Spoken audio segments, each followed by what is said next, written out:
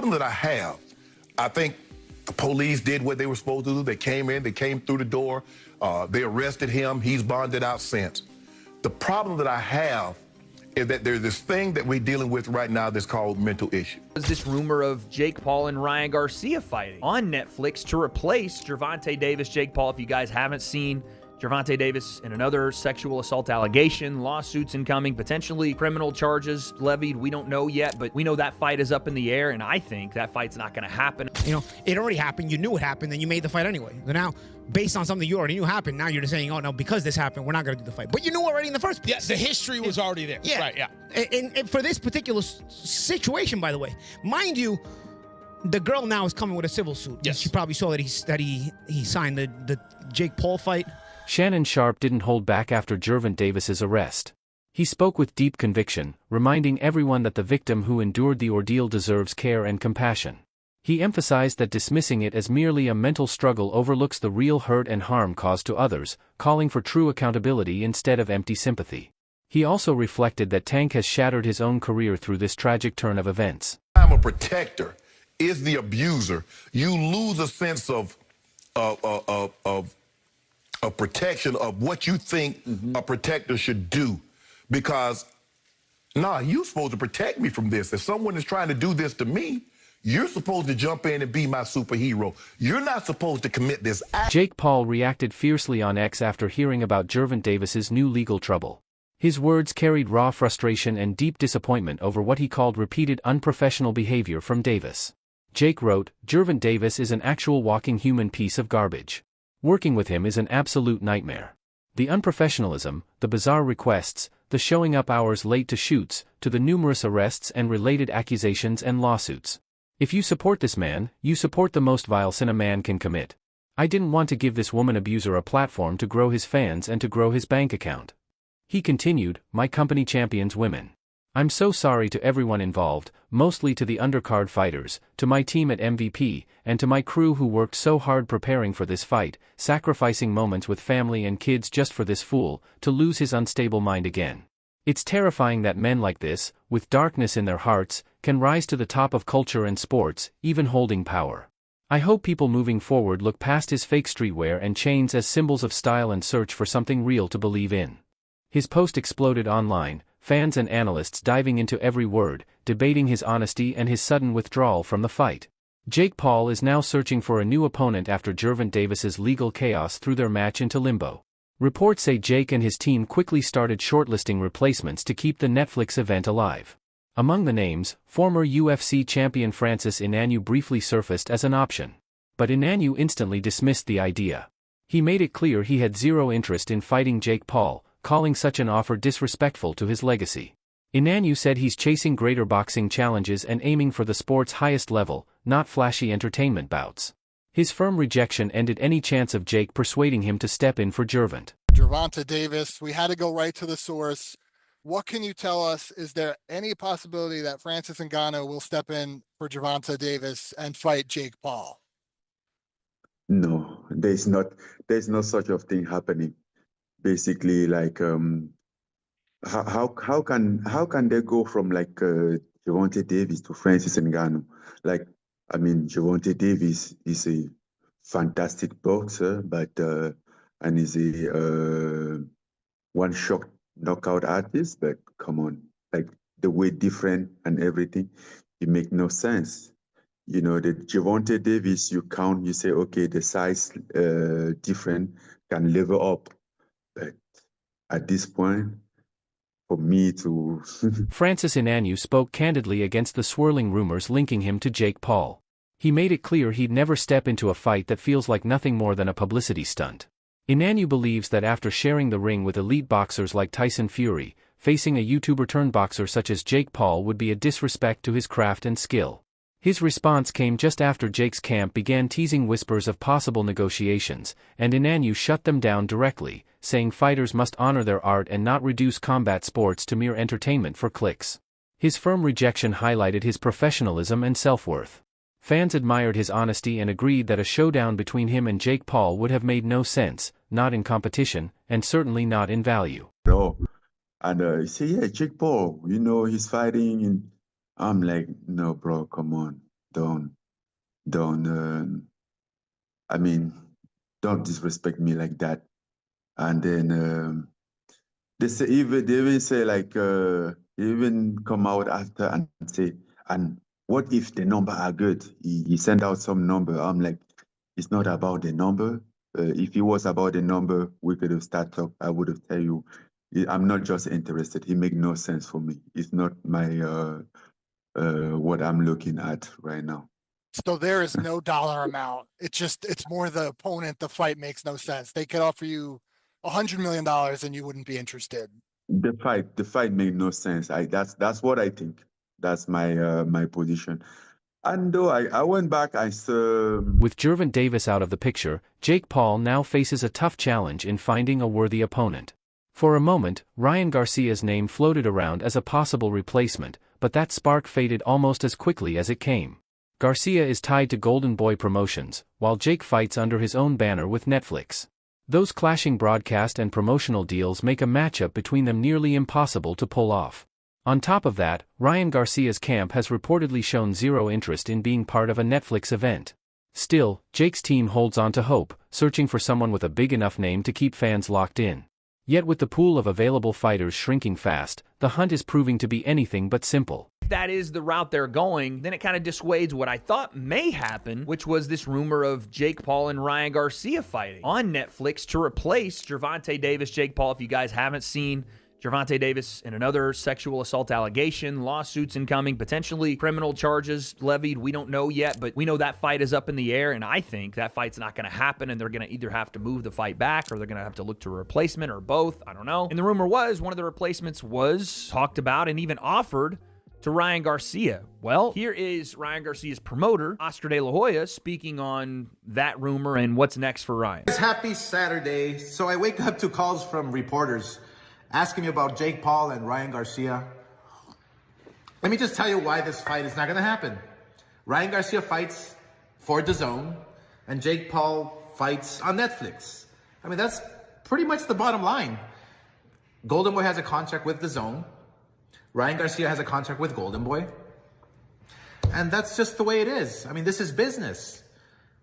You know, Ryan Garcia's probably going to go on a rant saying, oh, you're keeping me from making money and this and that and fighting. No. You have to go by the law, by the rules. You have a contract with DAZN. You have a contract with Golden Boy. It just doesn't happen that way. So anyway, until next time, we'll see you Saturday for Virgil Ortiz. But again, Ryan Garcia's next fight will be announced by me, who he's fighting, and when he's fighting next. See you guys. It always seems like when Oscar decides to address something with Ryan Garcia, that he's not only addressing us, the people, that he's addressing Ryan Garcia. He's like, through us, telling Ryan, no, you're not fighting Jake Paul, no matter how much you want to fight. That's what it seems like, is like, no matter how much you want to fight Jake Paul, you're not fighting him. I don't even think that was meant for us. I think that was him telling Ryan. And you even hear it there. He's like, oh, Ryan's going to say, I'm keeping him from making money or whatever. But in this case, Oscar is right. If Ryan is signed to Golden Boy and Golden Boy is exclusively signed to DAZN for, fight rights, then Ryan has to fight on DAZN. I think that's pretty reasonable for Oscar. I didn't know that Golden Boy was exclusive to DAZN. I didn't know that was a thing. But if that is the thing. On the Ariel Helwani show, analysts broke down how Gervonta Davis's latest lawsuit has deeply scarred his public image and career. The lawsuit arrived just 2 months after a previous case, making it clear that his legal troubles are far from over. Ariel Helwani and his panel discussed how these recurring problems reveal a troubling pattern of toxic behavior that's damaged not just his professional life, but also his personal connections. They pointed out that the highly anticipated Netflix fight with Jake Paul now hangs by a thread because of these controversies. Reportedly, the network wants no part in linking its first major boxing showcase with a fighter entangled in multiple legal battles. Because of that, Jake Paul is under pressure to find a replacement fast before the entire event slips into cancellation. Battery, aggravated battery, false imprisonment, kidnapping, and intentional infliction of emotional distress. Lawsuit comes 2 months after Davis's previous domestic violence case was dropped by a different ex-girlfriend and the mother of 2 of the boxer's 3 children. I just think MVP is in the business of being the home of women, right? At this point, like, that's a huge part of their identity. What is their identity? It's Jake Paul and women's boxing. That's their identity right now. And they've done a phenomenal job for the women. And so how, with these allegations lingering and now coming to light 2 weeks before, how can you go through with it? And it sounds like they feel the same way. It's an impossible spot to be in. The only part I'd say is, like, you kind of know who this guy is ahead of time. Like, this is not exactly a shocking revelation. Like, Tank Davis is, this is not the first rodeo.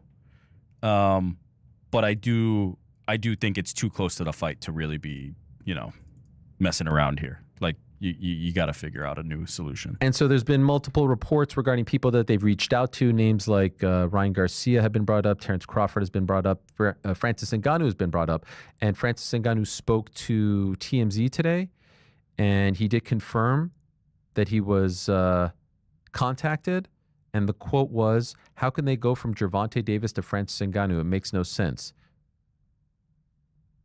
He was like, quote, "We think about you to fight Jake." I'm like, what? Which Jake? Bro, come on, don't disrespect me like that.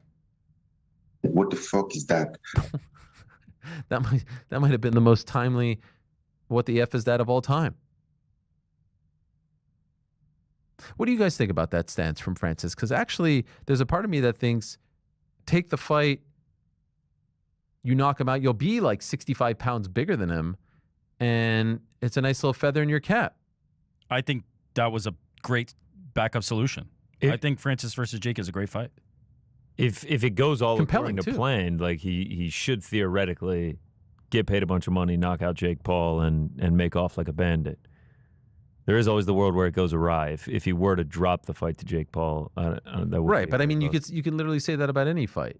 Are you just saying that the risk is greater than the reward? I don't think so. In my eyes, losing to Jake Paul is worse than losing. Chael Sonnen shared his take on the situation, questioning why Jake Paul's camp and the media are reacting so intensely to the lawsuit. He pointed out that Gervonta Davis hasn't been proven guilty and shouldn't be treated as if he already is. Sonnen argued that Jake Paul is jumping the gun by calling off the fight before any official ruling is made. In his view, boxing has always had fighters with legal or personal controversies, yet the show still goes on. He even hinted that Jake might be using the controversy as a convenient excuse to sidestep a dangerous challenge. Sonnen's words sparked a wave of debate among fans. Some backed his claim that the fight should have continued, while others defended Netflix and Jake for choosing to protect their image. Tank has one job to do, which is to let anybody know that's listening that it doesn't make any difference, that boxing is a real sport. My skills versus your skills, of which I am an abundance of and of which you have none of. My life's commitment and dedication versus a second or third or fourth thought in the world of priority on your list. And I used to believe those things. Now, I go back far enough in MMA that I've had my eyes open a number of times. The fact that karate was so incredibly useless, or the fact that Jeet Kune Do was so incredibly useless, like, these were not things that I would have bet on when I was in high school. As a wrestler at that time, I would not have assumed that I would fare well in a fight against somebody that knew Kung Fu. We had all been falsely led through Hollywood. Not through competition, not through sport, not through understanding of the game, but just through Hollywood.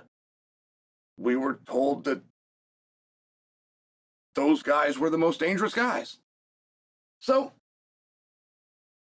we then eventually get up to Conor McGregor versus Floyd Mayweather, which had a weight discrepancy, but it was very small. I mean, I watched him weigh in. I want to say it was like 8 pounds. Rolly Romero wasted no time stepping forward, volunteering to take Gervonta Davis's place. He posted online, boldly claiming he'd be ready within a week to face Jake Paul. With full confidence, Romero declared he could knock Jake out and silence all the talk about whether Jake is a real boxer. His challenge quickly set social media buzzing, fans debating if it would truly be a fair matchup. Known for his raw power and fearless personality, Rolly's eagerness to jump in showed just how much he wants to stay active and prove himself. Jake Paul hasn't issued an official response yet, but Romero's offer injected fresh excitement into the conversation and kept fans hooked on who might finally step into the ring. Announcement. I want to let everybody know I'm going to slap Jake Paul across his face because, first and foremost, man, I'm tired of this YouTube boxing stuff, man. I really am. I am more tired of this YouTube boxing stuff than everyone else, man. Oh, let's make this happen, bro. Bro, I'll be ready in a week. I'll be ready to slap Jake Paul across the face in a week. I will slap Jake Paul across his face. But who cares? I don't care. Roll over Jake Paul 2025, bro. I knocked out another YouTuber. I knocked out. But Jake Paul gets knocked out. Analysts across several boxing shows argued that Jake Paul's criticism of Gervonta Davis felt hypocritical. They noted that the lawsuit against Gervonta is a civil matter, not a criminal one, meaning it doesn't automatically make him guilty.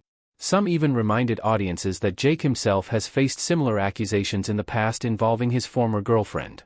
They said Jake shouldn't act as if he holds the moral high ground when his own record outside the ring is far from spotless. This comparison only made the situation more tangled. Many fans began questioning Jake's real motives for canceling the fight, suggesting he might be using the lawsuit more as a public relations tactic than a true stand for values. If I thought he did it twice, and we forgave him for that, and you got better, you seek help, and etc., I can, I forgive him for it. Bruh. How you know Jake Paul didn't know that? Jake Paul knew. Jake Paul 100% knew that. September 19th, 2017, arrest warrant. First-degree assault. September 14th, 2018, arrested in Washington, D.C. February 1st, 2020, Davis arrested on domestic assault. March 22nd, 2021, indicted on 14 counts allegedly causing a serious crash. December 27th, 2022, days before a fight, arrested and jailed in Florida, domestic battery. July 11th, 25, taken into custody following a battery charge. October 31st, 25, Davis was involved in a civil fight with his girlfriend. Shut up, Jake Paul. Yeah. You knew what you was doing. He does not get this excuse whatsoever. Also, whenever you look at what Jake Paul has done since coming into the sport of boxing, he has been a champion for women in the sport. He has also been a champion of equal fighter pay and whatnot, right? All of these different things that he's done. He's gone to Dana White directly for trying to abolish the Muhammad Ali Act that helps out fighters get. He's gone to so many different people. He's an extremely knowledgeable person whenever it comes to the sport that he's hyper obsessed with, and turned his career from a Disney star and a YouTuber into a boxer. He knew about these issues already. Correct. He knew that this was a farcical fight in the first place. Yeah. This is a 7-weight class difference in real boxing. No, absolutely not. It should not have been a fight that was happening in the first place. But even then, after all of these things going on right now, Jake Paul to sit there and act as if you are all high and mighty. Correct. And that I don't want to give this dude a platform to earn money. You were more than happy doing it. And Paulie Malignaggi weighed in with sharp criticism, calling out Jake Paul for acting as if he just uncovered Gervonta Davis's past troubles. Paulie said everyone in the boxing world already knew about Tank's controversies, including the videos that revealed his questionable behavior. He pointed out that Jake still went ahead and signed the contract to fight him, fully aware of everything. According to Paulie, Jake's sudden decision to pull out now and pretend it's a moral stand simply doesn't add up. He believes Jake is using the moment to protect his image and steer the media story in his favor. Paulie also added that if Jake truly wanted to show professionalism, he should have either stood by the fight or never agreed to it in the first place. His comments made it clear he sees Jake's move as reputation management, not genuine accountability. I don't know. It's like damn if you do, damn if you don't. He had already had this history. He's trying to be better. And this is something that had already happened in the past, right? I mean, this was already known when they signed. Yeah, he wasn't arrested. He did this prior to this being signed, so you already knew this happened. It was regurgitated as a civil suit, right, but it was already something that everybody knew had happened in the past. So it's not like something new happened after he signed the fight. So that's what I don't understand, and that's why I don't want to see that. You know, right. I don't want to see that the kids still lose out on it that way for that reason. Because I don't know, to me it doesn't add up. You know, it already happened. You knew it happened, and you made the fight anyway. So now, based on something you already knew happened, now you're just saying, "Oh no, because this happened, we're not going to do the fight." But you knew already in the first place. Yeah, the history was already there. Yeah, right. Yeah. And for this particular situation, by the way, mind you, the girl now is coming with a civil suit. Yes. She probably saw that he signed the. That's a wrap for today's video. Stay tuned. Until next time.